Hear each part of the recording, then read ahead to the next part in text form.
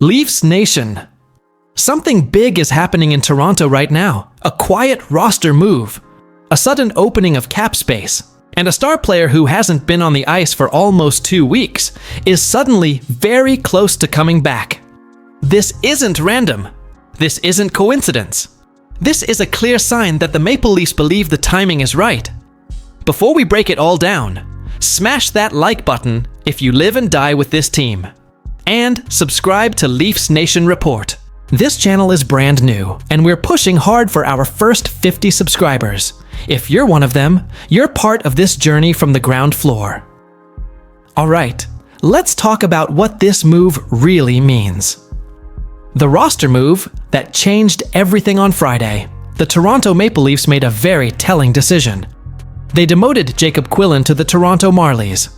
Now, on the surface, that might not sound like a big deal, but Leafs fans know better. This move was made for one reason: to open roster space for a returning star winger. Toronto is clearly preparing for his return, possibly as soon as Saturday night, or at the very latest, after the next practice. This is not speculation. This is preparation. The absence, longer than expected.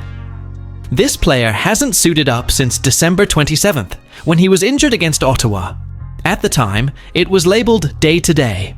But here we are, nearly 2 weeks later. And yet, here's the crazy part. The Leafs didn't collapse without him. In fact, Toronto went 6-0-2 in their last 8 games. They're climbing fast toward a playoff spot that tells you a lot about this team's depth and resilience.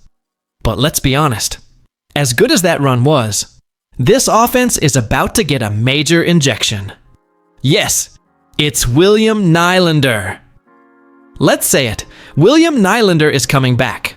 And despite missing nearly 2 weeks, he is still the team's leading scorer. 41 points in 33 games, 14 goals, 27 assists. That's elite production. That's top-line impact.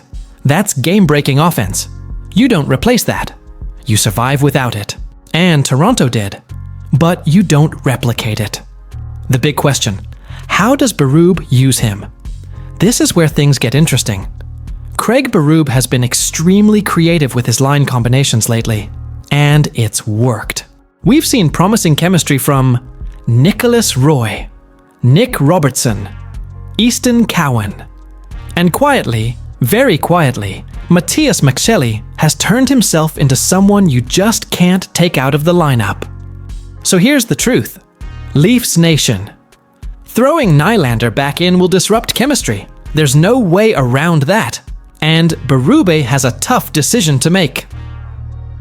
The honest Nylander conversation. Now, because I'm a real fan, not a homer, we have to talk honestly. Nylander is an offensive weapon. No debate, but defensively. That's always been the criticism. And coming off an injury, it would be a mistake to expect him to give 100% effort in tight, grinding situations right away. Berube needs to be smart. That means sheltering him defensively, pairing him with responsible two-way players, letting him focus on what he does best, creating offense.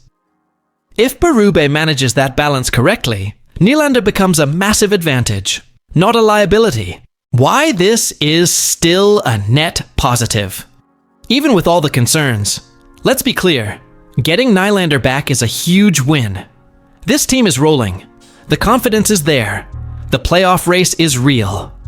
And now, Toronto adds speed, creativity, elite puck skills, and a player who can score out of nothing. That's scary for the rest of the league. Perfect timing. Canucks up next. And the timing? Couldn't be better. Toronto faces a struggling Vancouver Canucks squad next. That's the perfect environment for Nylander to ease back in, get touches, get his timing, and maybe get right back on the scoreboard. If he scores early, watch out.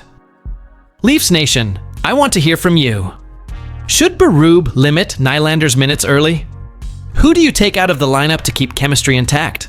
Does this team look like a legit playoff threat again? Drop your takes in the comments. I read every single one.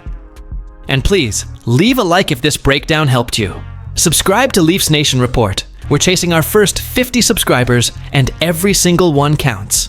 I'm Victor. I bleed blue and white.